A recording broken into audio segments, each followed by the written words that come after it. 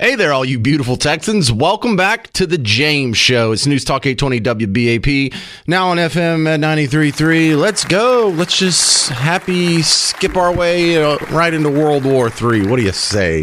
So, I thought today's show was going to be all about previewing tonight's vice presidential debate, and we had all kinds of guests lined up. And then missiles started flying from Iran on Israel, and this is a little bit of an escalation. I mean, it kind of echoes what happened a few months ago where some projectiles, some drones, and some rockets, but we've upgraded from rockets to missiles. Now, what does that mean to the layperson? Bro, I've never been in the military. I had to look up what a ballistic missile was after I started in my talk radio career, right? So I learned right along with you. But my first guest may have a little more in-depth look at it. Dave Hamilton's on from America's Future Series. How significant of a upgrade, for lack of a better term, is this compared to the rocket attack that happened a few months ago? Yeah, back in April, there were over 100 missiles launched, and it was a pretty significant attack, supposedly in retribution for something that happened before, but these are all in retribution for something that happened before. This was a very significant one. The good news is that 40 to 50% of all of the missiles that are launched don't typically, that are on launches, don't either take flight or they blow up shortly after takeoff. And the Israelis, with some help from the United States and our allies, is able to shoot down at least 90% plus of those. Wait, hang on. How many don't make it far off the pad? How many are failed missile launches? Estimates are 40 to 50%. That's failed. a lot. Yeah, so thank God they're not very good at it, right? And thank God that the Iron Dome is pretty good at protecting Israel, and the Americans and our allies are helping as well. We've taken credit for quite a few, shooting down quite a few drones and quite a few missiles as well. I would argue that we need to be doing more. So that's all good news, but the idea that this is some sort of retribution for killing their leader is silly. This has been going on for generations. They've always been at war. You could say that this is a retribution for what happened on October 7th and so on and so on. So since 1948, and before that, all of Israel's neighbors have made the avowed claim that they will drive Israel into the sea, that they will kill not every Israeli in Israel, but also every Jew around the world. So we keep wanting to compartmentalize this and think, well, this is in retribution to that one task, so that one attack, et cetera. It's not really. So I think we need to think more broadly, and we need to stop thinking in terms of, well, we need a ceasefire because the U.S. is calling for a ceasefire. You can call that a pause if you want. Ceasefire, I guess, in that vernacular is a pause. This is an ongoing war that's generational, and it's not going to end. And the only thing that makes long pauses is an outright attack and bloodying your opponent's nose. And we need to be much more supportive, in my opinion, of Israel and its attacks, taking out the capabilities of Iran, rather than saying, let's have another ceasefire, et cetera. That's just prolonging the inevitable. Right.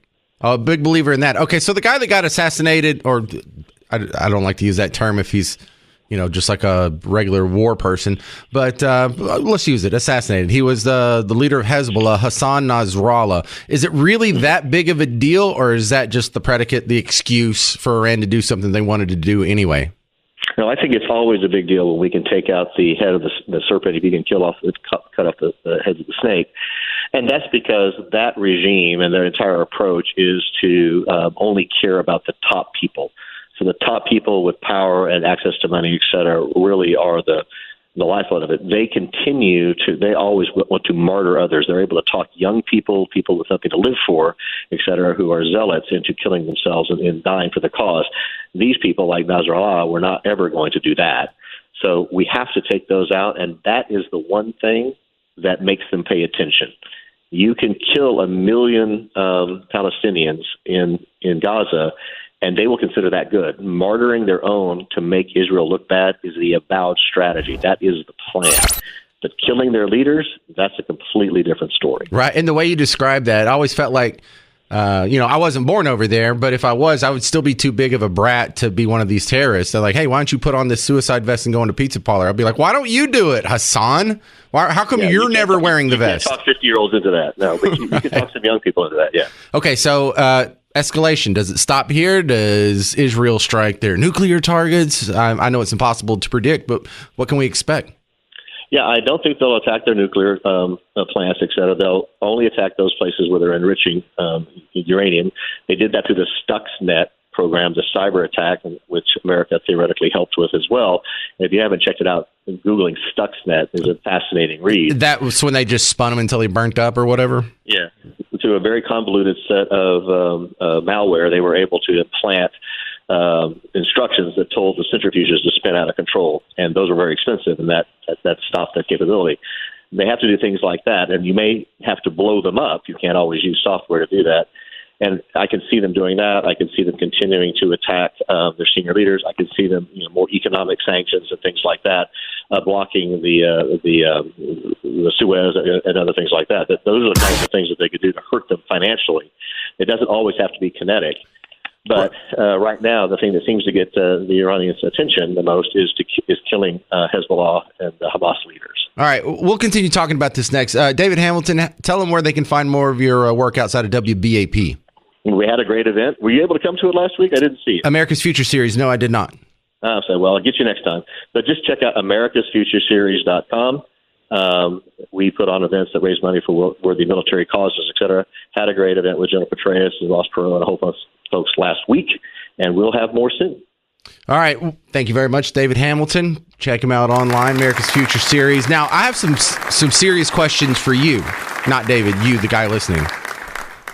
The timing on this, is this really because the Hezbollah leader got killed, or the competing theory is they better go ahead and get something done in case Donald Trump wins? They have a few precious months here while we have a human Roomba running the White House, and they're just trying to strike while Joe Biden's still in office. What do you think? 800-288-9227. Are they doing this? I don't think they're doing this to affect the election, but do you think this will affect the election? What do you think we should do in response?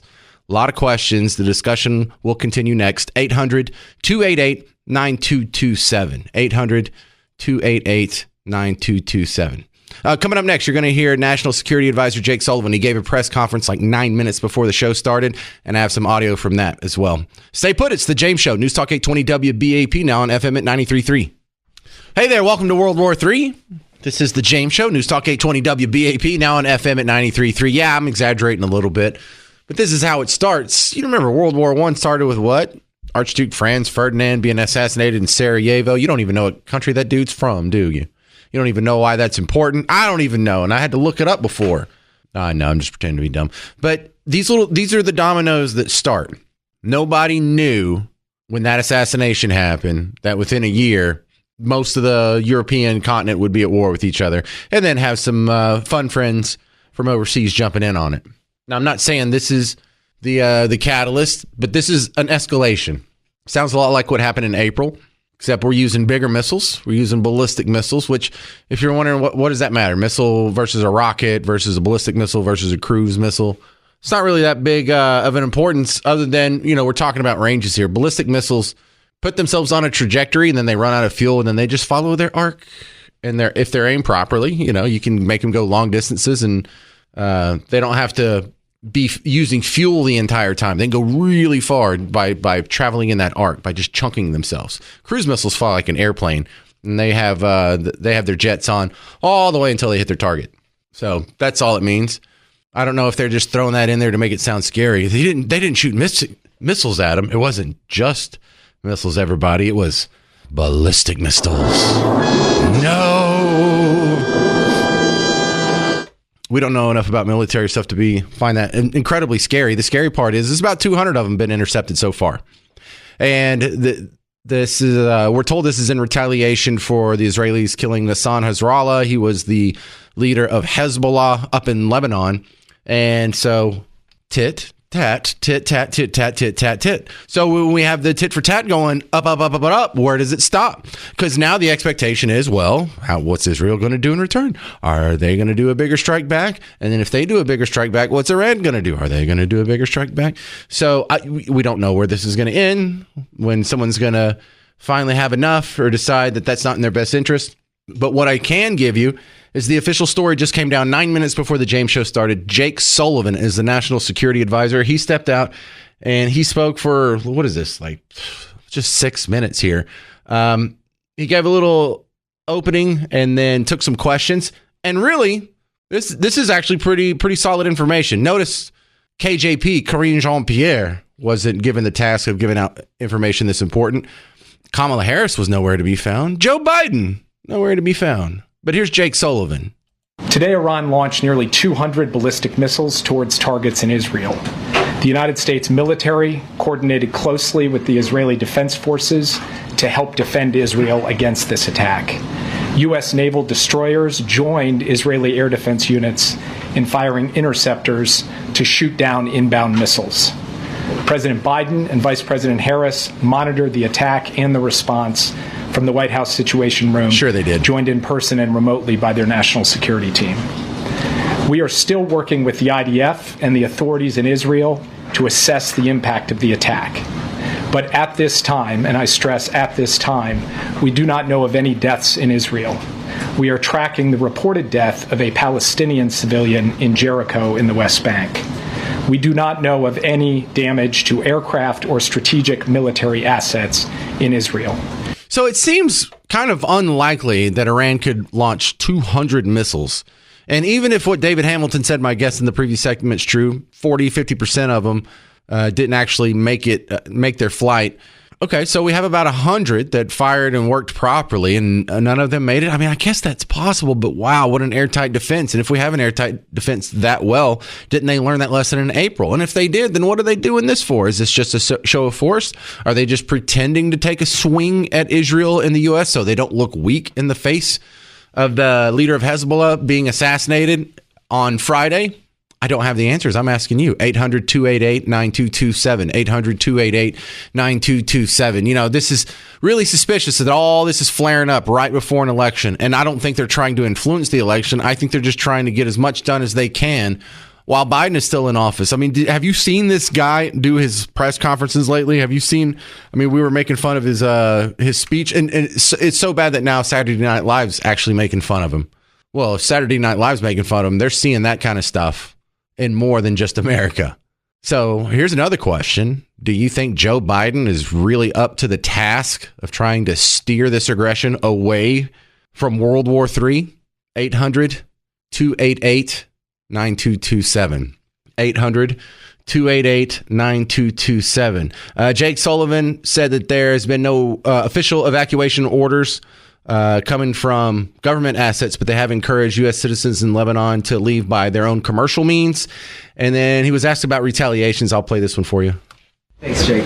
What is the U.S. view on whether Israel should retaliate, and what is your concern about this leading to a wider escalation of war in the region?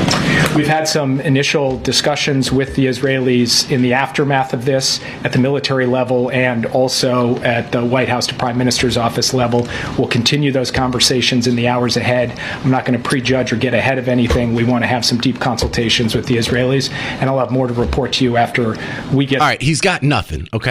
Either there is a master plan and he's been told not to tell, or they don't have a master plan, or really, here's what's happening. Here's what the press conference devolved into right before the show started. The last three questions were pretty much, dude, where's Joe Biden? Listen, they're trying to ask politely in a way that doesn't embarrass him, but that's what they're asking. Back in April, the president's message to Israel was to take the win when the U.S. and Israel were able to intercept the barrage of Iranian missiles. Is he recommending a similarly limited response this time? I will not from this podium. Yeah, I'm not going to answer the question. And then the next question after that, still the same premise. Like, where's Joe Biden? What's he thinking? What's he going to do? What does he want to do? What does he think? These are the advice that we will give them. So will he be speaking to Prime Minister Netanyahu today? I don't have anything to announce from this podium, but I can tell you that he is tracking this minute by minute. Bro, he still hasn't woke up from his nap, okay? This guy is not on top of it all. We don't know where he's at. We don't know. By policy, I know geographically where he's at. And it doesn't seem like we have much of a leader right now. 800-288-9227. Is Joe Biden really up to the task of dealing with this new escalation, Iran launching missiles at Israel? I'm not so sure. 800-288-9227. 35 days until the election. This is The James Show. News Talk 820 WBAP, now on FM at 93.3. Hey there, welcome back to The James Show. It's News Talk 820 WBAP, now on FM at 93.3. Your thoughts on Iran attacking Israel. 800-288-9227. Your thoughts on whether or not this is being incentivized by having a human Roomba in the White House. I know when this happened in April, there was a lot of people who told you this would be a big escalation, and it turned out to not be a big escalation. But how many more missile attacks can we have before World War III kicks off? Let's ask someone a little more level-headed than myself. Matthew Wilson's back on from SMU. He's my poli-sci guy. Welcome back, Matt. Oh, thanks for having me. How does this compare to the attack that happened in April? Well, so far, it's fairly similar in the sense that it does not appear to have done much damage. I think the Iranians are in a tough position in that public opinion in the Muslim world basically forces them to respond, but they are in a position of strategic weakness vis-a-vis Israel. And Iran, I think, fears a wider conflict even more than Israel does. So they have to be seen to do something. But I think they want their response to be fairly ineffectual so that it does not provoke Israel to actually attack Iran. So it's a tricky position for them to be in. Yeah, and we had speculated on that in April. If you're Iran, there's a good way to save face. You make a lame attack, but also, I mean, do you tip off Israel and say, hey, man, we're about to launch a whole bunch of stuff. You might want to really watch Tel Aviv tomorrow. I mean, is there any hint that they were helping them? That I don't know. I mean, if that happened, I am not aware of that. But, you know, if they launch a fairly limited and ineffectual attack anyway, then even if they didn't tip them off ahead of time, you know, if the missiles are not raining down on Tel Aviv, and they're not going to rain down on Jerusalem because, of course, Jerusalem is a holy city in the Muslim world as well. That's why Jerusalem typically doesn't get hit with these missile attacks. If they're mostly falling kind of harmlessly in depopulated rural areas, then that's essentially the same effect as if they had tipped them off ahead of time anyway. I saw a written statement from the Pentagon says Iran does have the capability to do more attacks like this. Can they just keep going on? Do they have a ton of missiles? Sure. Yes. If they wanted to launch a larger attack, they could. I mean, they have the capacity to do more of an all-out assault against Israel. The question is, to what extent do they want to poke the bear? I mean, do they really want to go onto a war footing with Israel? And I think their perception is that could end very badly for Iran. I mean, honestly, an all-out war between Iran and Israel would end badly for a lot of people. But I think it could be more devastating for Iran than for anyone else. I think they're pretty eager to avoid that. So the statement from Jake Sullivan earlier said that some of the help that the Israelis got from us originated from those ships we have parked off the coast of Iran. So we see what that was about. Yeah, the U.S. has been increasing their force presence in the Middle East for a while in anticipation that there might be more hostilities there. And, of course, you know, there are hostilities on multiple fronts. We know about the conflict that's been going on in Gaza. Now the conflict in Lebanon against Hezbollah is escalating. The Houthis in Yemen are an ongoing threat to shipping, and the Israelis have been striking them as well. And we've even seen some isolated strikes in places in Iran and Iraq and Syria. So, you know, there are a lot of different hotspots there, and that's why the U.S. has been ramping up its military presence. Do you think Joe Biden's mental condition is an incentive to try some stuff now while he's still in power? I think that probably plays into the consideration. I wouldn't overstate it in the sense that, you know, Iran still realizes that there are people who are not senile, who are in positions of authority at the Pentagon. Right. And also that Iran's immediate concern, while obviously they don't want hostilities with the United States, Israel in and of itself is a big enough threat to Iran to give them pause, irrespective of what the United States would do. Usually, if I was having you on the day of a vice presidential debate, we'd spend more time talking about that. Your thoughts? So I think this could be an interesting debate tonight. I suspect it's going to be more substantive than the presidential debate was. Now, that's a pretty low bar. But I think that people watching tonight will get a better sense of what the two tickets actually believe in and stand for than what they got from the Trump-Harris exchange. So, you know, I have cautiously high hopes for some substantive policy debate between Waltz and J.D. Vance. I think it's important for J.D. Vance. I think if he wants to kind of strengthen his prospects in Republican politics going forward, he needs to do well tonight. He needs to be an effective spokesperson for the Republican agenda and for conservative values as he sees them. And, if he can do well and can be perceived to have gotten the better of Tim Walz, I think he could do himself a lot of good. Thank you very much. This is Matthew Wilson from SMU. Appreciate you being on the James Show.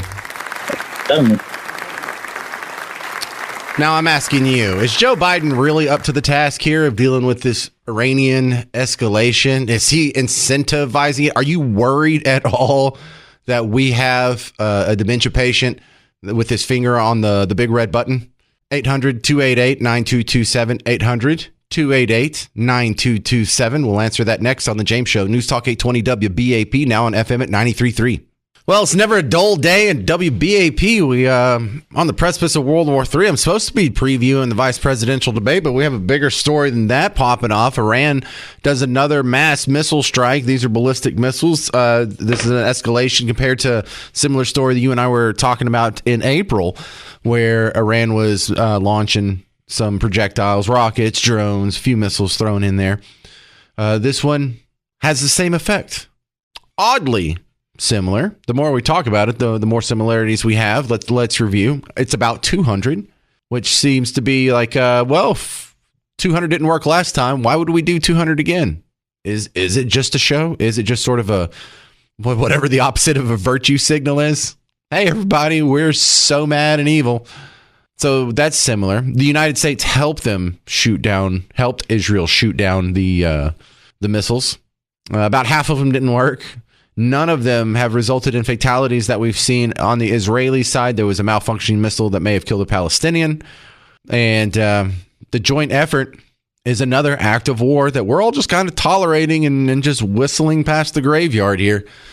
800-288-9227 is the phone number if you have the answer to some questions. Number one, a lot of concern from me and other people is Joe Biden up to the job? Does he have the mental capacity to handle something this important, this complex, this dire, this time sensitive? Don't know. Man, we hadn't heard from that dude a whole lot in the last few years. And what little we have heard doesn't make me feel a whole lot better. Is Joe Biden a liability here?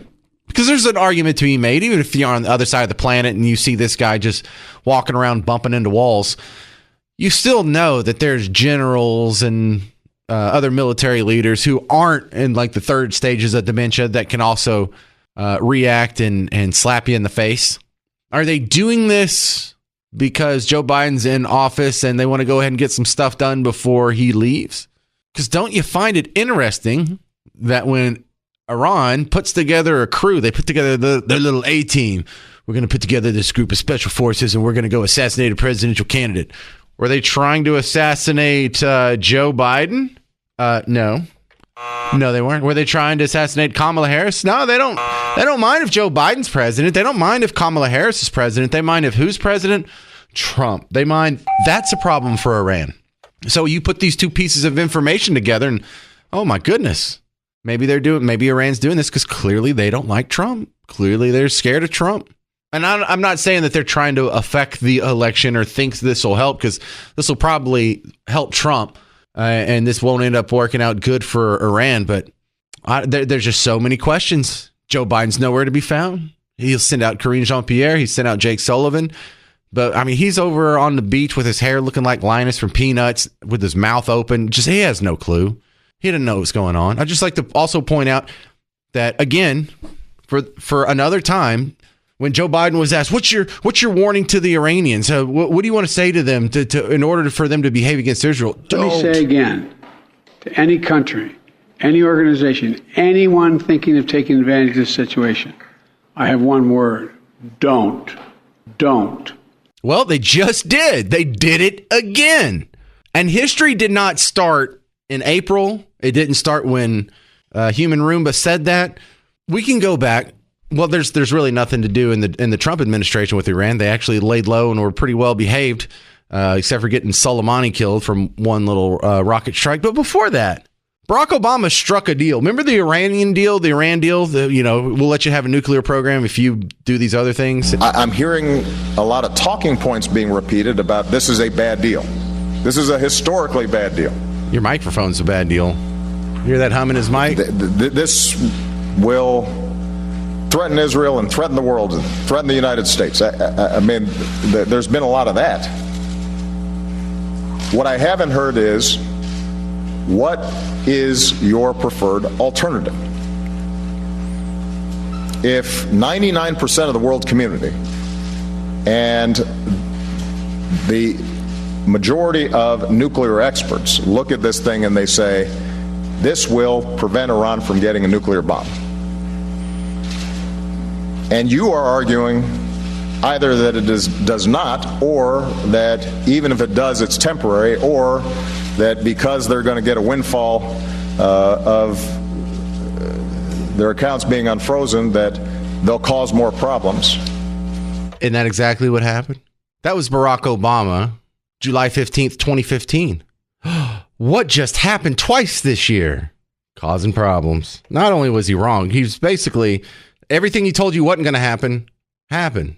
Except for they don't have a nuclear weapon yet, but they still have a nuclear program. They're still on their way. So how does that context resonate with you? 800-288-9227. This is Terry in Ovilla. You're on WBAP. What do you think? Hi, James. So, yes, everything Obama just said has happened. And how do we know Iran doesn't already have a nuclear bomb? And the thing is, whether Biden is capable of handling this or not, we sure as hell don't want them to take him out and put Kamala Harris in the presidency right now. Because if that happens, we'll never get rid of her. Right. She'll be president, and they'll say, give her a chance. She's the first woman president, yada, yada. We'll never get her out. I see what you're saying. They could use this as a predicate to make Joe Biden step aside and Kamala not only be an incumbent, but an incumbent with, war experience now. Absolutely. A wartime incumbent. Ooh, that's interesting. Absolutely true. All right, and 6 sure points. Don't want that. Terry in Ovilla gets 6 points. I've actually been to Ovilla before. Have you? Yeah, I was just driving through, but yeah. It's a nice little conservative town. It's a grain elevator. That's all it is. I've been there. You can't. No. It's actually a town with lots of Trump supporters here. I believe you, Terry. I'm just having fun. I'm from a small town. I can make fun of small towns, too. My town, it's the most embarrassing thing. We don't even have one street light. We have a 4-way stop in Bug Tussle. Next town over, Flint, it has a street light. And we feel like such failures. We have like street light envy. My town is so small. All right, your thoughts on the Iranian attack on Israel, 800-288-9227. I love Terry's prediction there. Her little theory, that could very well come true. Kind of prescient. That'd be a good way for them. Actually, that'd be really smart for them to do that. Dang, Terry's onto something. I hope they're not listening to this show. But what do you think? 800-288-9227. Is Joe Biden really up to the task? Is this going to help Trump win the presidency? Is this going to escalate into World War III? Man, I don't know, but I'm asking you. 800-288-9227. Coming up next, you'll hear from Rob Greenway from the Heritage Foundation with their thoughts on this escalating war in the Middle East. It's The James Show. News Talk 820 WBAP, now on FM at 93.3. Hey there, all you beautiful Texans. Welcome back to The James Show. It's News Talk 820 WBAP, now on FM at 93.3. Welcome to the big show. All right, so we have a number. The IDF, Israeli Defense Force, says 181 missiles were launched by Iran at Israel.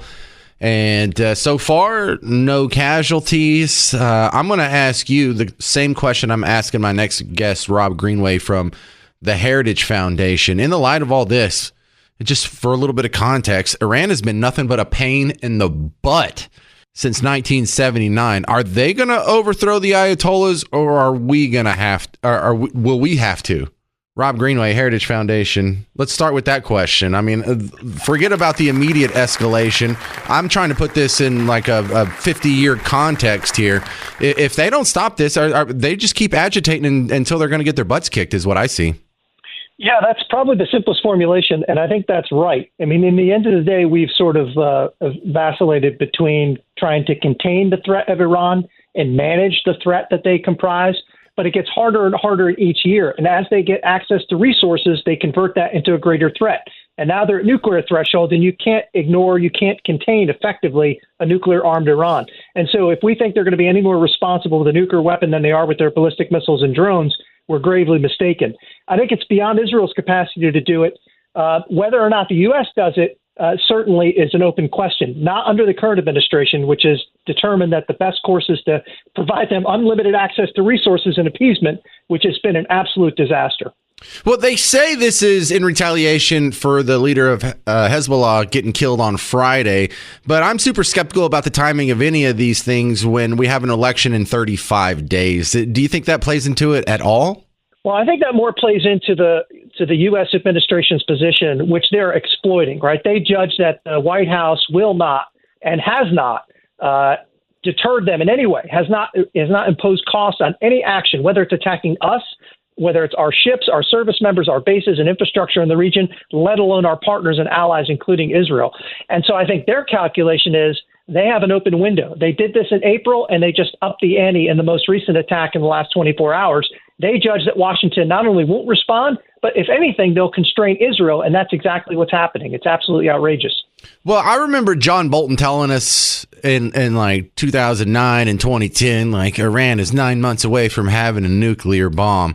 How do we explain the fact that it's now 15 years later and we don't have proof of a nuclear bomb from Iran? Well, look, the calculations are always a little bit difficult. One, I think that they are committed to developing it, and I think all the facts are consistent. And I think that they are now, without, I think, debate, closer than they've ever been before. But also, look, we don't always have the greatest deal of precision insight into these matters. Our track record on anticipating adversaries or partners developing a nuclear weapons capability has been horrible. So I think we've always been a little bit circumspect about how accurate we are. But we do know that they're closer than ever before. They can't be trusted to have it. And in fact, today we published a report assessing the implications. And look, it's not just a security situation that would be impacted. They would have control over the world's energy markets and 25% of the world's trade.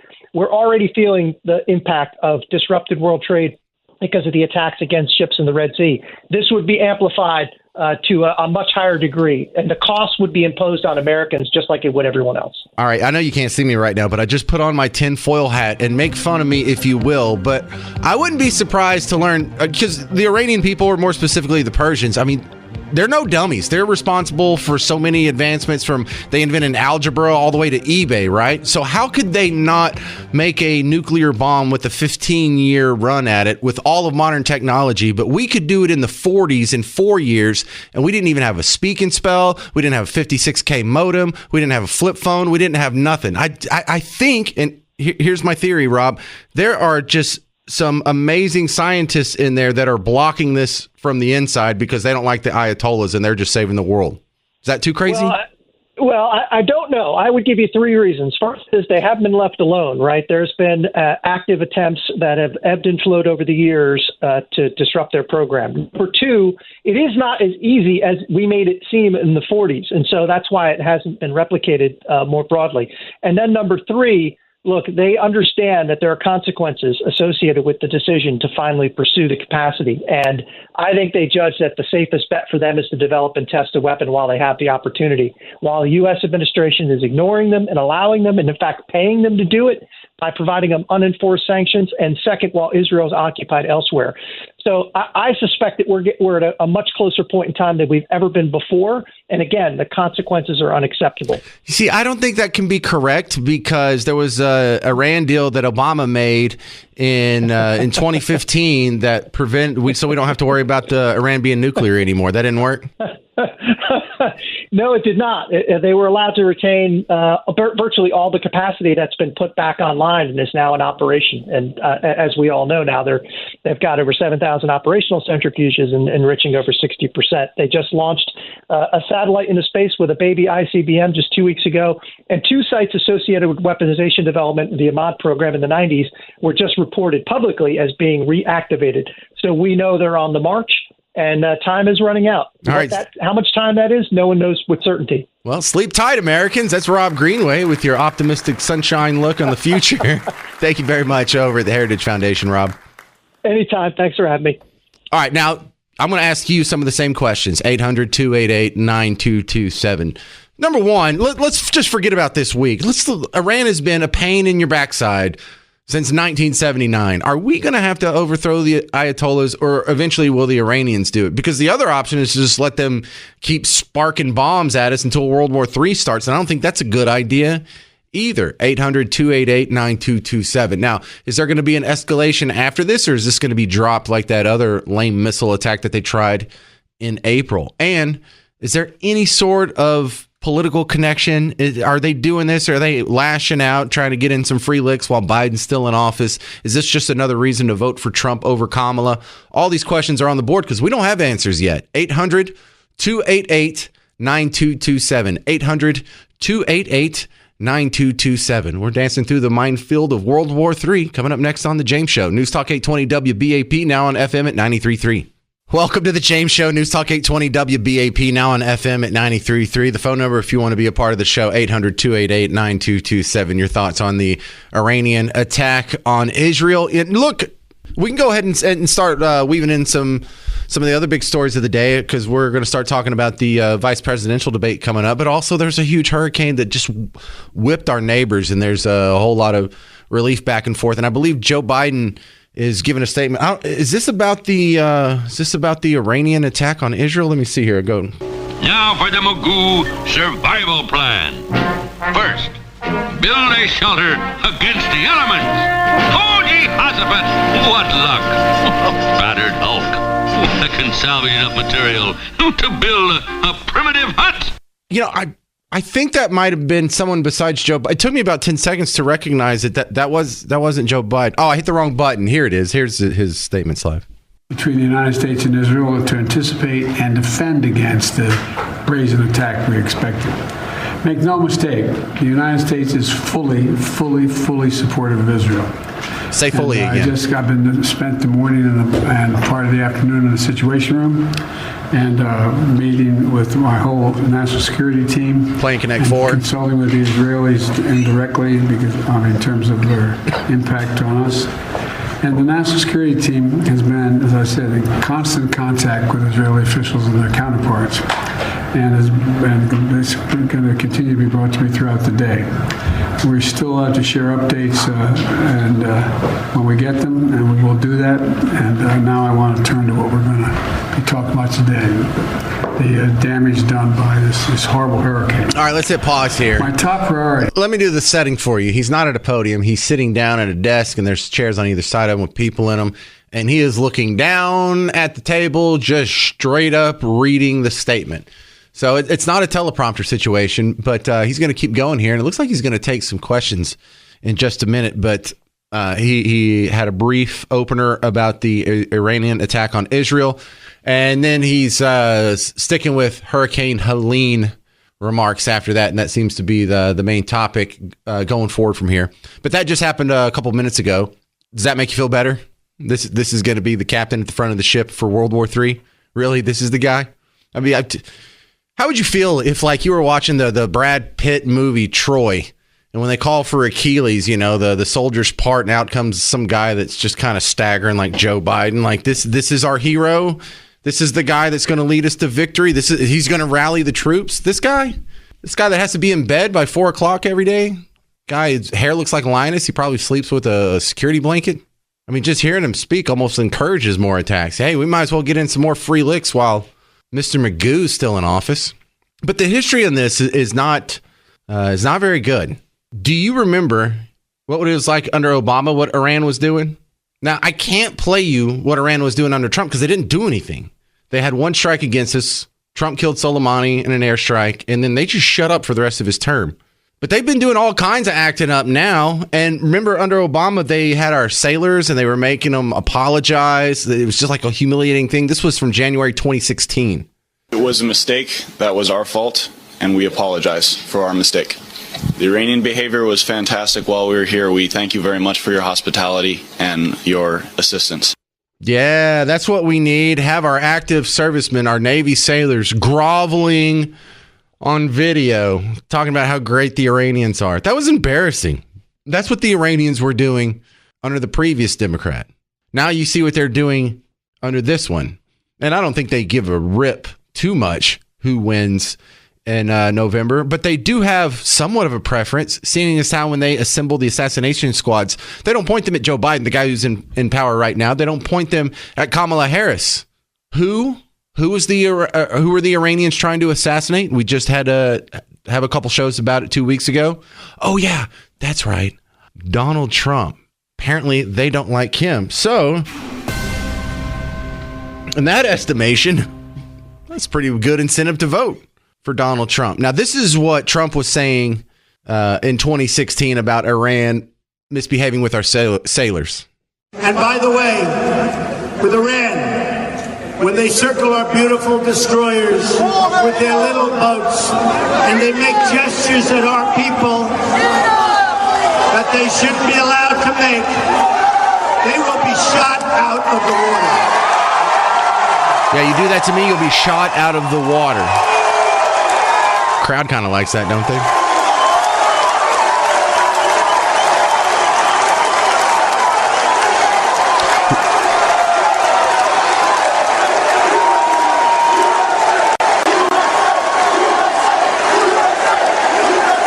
That was the reaction in 2016 from Team Red. Now, isn't that interesting? Here we are 8 years later, and we now have the track record of history. Because when Obama was saying 99% of the world likes my Iran I'm deal, hearing a lot of talking points being repeated. Yeah, we're not going to play that again. Microphone buzz drive me nuts. So what happened? Iran treated us like trash under Obama. There's not a whole lot of respect happening under Biden, but under Trump, nothing. They did one test. They got slapped in the face. They didn't take any soldiers hostage. There was no deal where we had to send billions of dollars and pallets of cash to Iran. Isn't that weird? Isn't that weird that Biden sent them pallets of cash? Obama sent them pallets of cash. Trump didn't. What the heck's going on? Why is there a pattern of pallets of cash going to these people when this is how they act? Something's really not right here. I don't think we're going to get to the bottom of it today.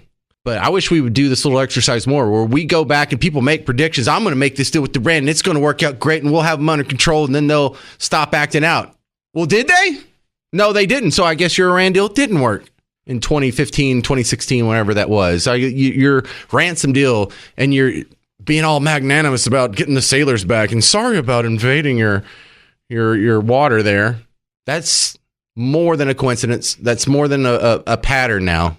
This is just written into their ideology. We got to send them pallets of cash. I don't care if they act bad. I don't get that one. I don't get that one at all. The death to America country, they get the pallets of cash. Does that make you feel better? 800-288-9227. 800-288-9227. All right, we're going to pivot and talk about the vice presidential debate that's happening tonight. I don't think anybody could win the election tonight, but someone could certainly hurt their cause. What do you think? 800-288-9227. We'll talk about that with my next guest, Connor Vassell from Young Voices, and I'll be asking you, what question would you like to see asked at tonight's VP debate? 800-288-9227. This is The James Show, News Talk 820 WBAP, now on FM at 93.3. Hey there, all you beautiful Texans. Welcome back to The James Show, News Talk 820 WBAP, now on FM at 93.3. Let's go. Yeah, let's go ahead and just clap our way right into World War III. Top story of the day, Iran attacks Israel again. Have they not read history? I mean, have they not read about the Yom Kippur War or the 6 Days War? I mean, these things haven't really gone too well to people that float missiles into Israel, but that seems to be their hobby since the last, 1948 or 3,000 years or so. So exactly how serious is it? Well, let's ask someone with a little more experience than I do in military matters. Retired Major General Bob Dees is back on The James Show. Bob Dees, are we right to be worried about this, or is this something that's going to blow over in a week or two, just like in April? Yeah, James, how are you doing? Greetings to Dallas area. There is something to be concerned about. Iran has the will. They've demonstrated that to harm Israel and other people through their surrogates. They have, in terms of the skill or their capability, that's what seems to be lacking. They launched these 181 missiles. Some of them hit, some of them were intercepted, and no doubt some of them failed because a large percentage, 40% of their previous rockets into the country of Israel in last April actually failed to do what they were supposed to do. So should we be concerned? Yes. because people say, well, we're afraid we're going to incite war in the Middle East. And so, frankly, news alert, we have war in the Middle East. Israel's fighting for its survival on a forefront war now. And frankly, the U.S. has sounded an uncertain trumpet about whether we fully support Israel. That hasn't helped. We haven't deterred in the region as we should have. We've appeased Iran and others. And so we're in a mess of a situation. It's quite a contrast with the Trump administration just a few 4 years back, when we had the Abraham Accords, we had peace in the Middle East relatively, and none of this was happening. So we see the difference in peace through strength, or the deterrence, the lack of deterrence that has resulted in appeasement and hostility. Yeah, well, I mean, if you want to see concern, there's definitely a pattern of escalation here. Since October 7th, there's been consistent military action and rockets flying. But then last week we had Israel actually put boots on the ground in Lebanon, which was an escalation. Of course, they've already done that in Syria. Now this seems like it could be another escalation. How big of a retaliation are we going to see? Are we going to see boots on the ground in Iran, or are we just going to float some missiles back the other direction? Yeah, I doubt that we would put boots on the ground in Iran, large conventional forces. Now, frankly, if you read some of the intelligence analysis is coming out, Israel already has boots on the ground in Iran with respect to 20 moles that were inside the Iranian Secret Service. The Israeli intelligence effort is impeccable. Aren't those some brave dudes? I mean, I don't even have to know the details on that, Bob Dees. Can you imagine being one of the 20 embedded Israelis in the Iranian, what would you call it, their special forces? Yeah. Well, their Secret Service. Is that the same as the Quds? No, that's different. But this is like this would be the CIA equivalent, if you will, of Iran. Brave dudes. So they've got 20 moles inside, and one fellow that was in charge of the whole counter-Israel effort was, in fact, an Israeli double agent. So, there's a lot. There's an intel battle going on. There's this air battle and some sea battle going on for air defense. And then, yes, there's some ground forces. I think the Israeli intrusion into Lebanon will be, quote, a limited excursion. But the last limited excursion in 2006 was like 38 days long, something like that. So it's if you're at the point of the spear as an Israeli, it's not limited and it's not minor. It's major, because it's your very life and death scenario that you're going through. How much do you think Israel can get away with as far as escalating this before they would lose American support? Well, given that they're fighting for their very existence, I think Israel is going to the mat on this. They're fighting for their very lives, and I'm not for sure that it matters whether they have American support or not. In some ways, I just hope that America stays out of their ways and lets Israel finish the job. For instance, in Lebanon with Hezbollah and so forth, we still have a lot of American citizens that are stranded. In a more conventional sense, we would have already have conducted a NEO, a non-combatant evacuation operation, and brought our American citizens out of there. But I'm afraid we're facing a debacle similar to Afghanistan, when we simply didn't take our forces out or protect our forces sufficiently before we withdrew. Yeah, well, Bob Dees, Jake Sullivan, the national security advisor, in that his title, he was asked about the evacuation of Americans in Lebanon. And he said, we've asked them to make any commercial evacuations they can, but they're not providing that as of yet. Are they slow on the draw there? I'd say they're definitely slow on the draw. I mean, I know from a national security perspective, you're always concerned that an evacuation of civilians in a NEO, it heightens the rhetoric a bit because it indicates you think hostilities are imminent. Well, they are imminent, and we need to protect our citizens. Let's worry about protecting Americans before we worry about the perception, or before we ask people. NEO is a required evacuation, and we need to do that, and we are slow on the draw. All right, Bob Dees, tell them about your work with the National Center for Healthy Veterans. Well, appreciate that, James. Yeah, we think we want to return healthy veterans to America. We have a large farm ranch in Southern Virginia. We got, I think, 3 Texas boys up here now. We're a crockpot and a microwave society, about a 9-month program with dignified work, community living to defeat isolation, trauma recovery, life skills programs, career prep. Bottom line is our veterans are an untapped national treasure. We're helping them get healthy and put them back out on the street as businessmen, entrepreneurs, coaches, educators, societal role models. So our website is healthyveterans.org, and appreciate, refer some more people to us. We need some more Texans up here. Say that website again.